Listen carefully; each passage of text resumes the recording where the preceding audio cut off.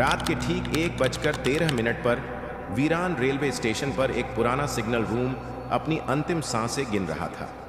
टिमटिमाती लाल light, जंग लगे switch और चारों ओर फैला धूल का गुब्बार, ऐसा लग रहा था जैसे इस जगह को वर्षों से किसी ने छुआ तक नहीं हो। रेल की पटरियां जंगल के घने हिस्से से गुजर रही थीं, जहां झाड़ियों ने पटरी को पूरी तरह ढक दिया था। हवा में ऐसा सन्नाटा था जो इंसान की सांसों तक को चुप करा दे। इसी पटरी पर एक लंबी काली परछाई वाला अजनबी आदमी खड़ा था। उसकी आंखें चमक रही थीं, जैसे किसी शिकारी की जो अपने शिकार को घूर रहा हो। कंट्रोल रूम में पुराने एनालॉग उपकरण धूल से ढंके हुए थे और एक इकलौती लाल बत्ती अब भी टिमटिमा रही थी, मानो मौत की उल्टी गिनती चल रही हो। फर्श पर पड़ी एक लालटेन खून से सनी थी, जिसकी हल्की रोशनी कोहरा निकल रहा था। स्टेशन पर एक पुराना खामोश इंजन खड़ा था जो अब भूतों की सवारी बन चुका था। उसके चारों ओर कोहरा ऐसे लिपटा था जैसे कोई आत्मा उसमें समा गई हो। उसी समय एक खिड़की से कोई चेहरा झांका, धुंधला, डरावना और पूरी तरह पहचान से परे। प्लेटफॉर्म पर एक औरत साड़ी में खड़ी थी। उसके चेहरे पर डर और आंखों में आंसू थे।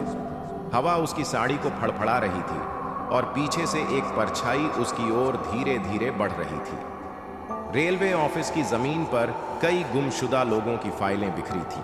सबकी तारीख एक ही थी, 13 मार्च 1996, और उसी तारीख को रात में ट्रेन नंबर 1,31,013 लापता हो गई थी, जिसका अब तक कोई सुराग नहीं मिला।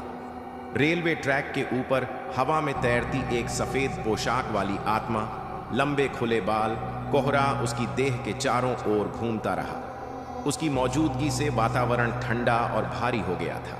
रेलवे क्रॉसिंग पर गेट अध खुला था, जैसे किसी ने उसे बीच में ही रोक दिया हो। लाल बत्ती लगातार टिमटिमा रही थी, लेकिन वहां कोई गाड़ी नहीं थी।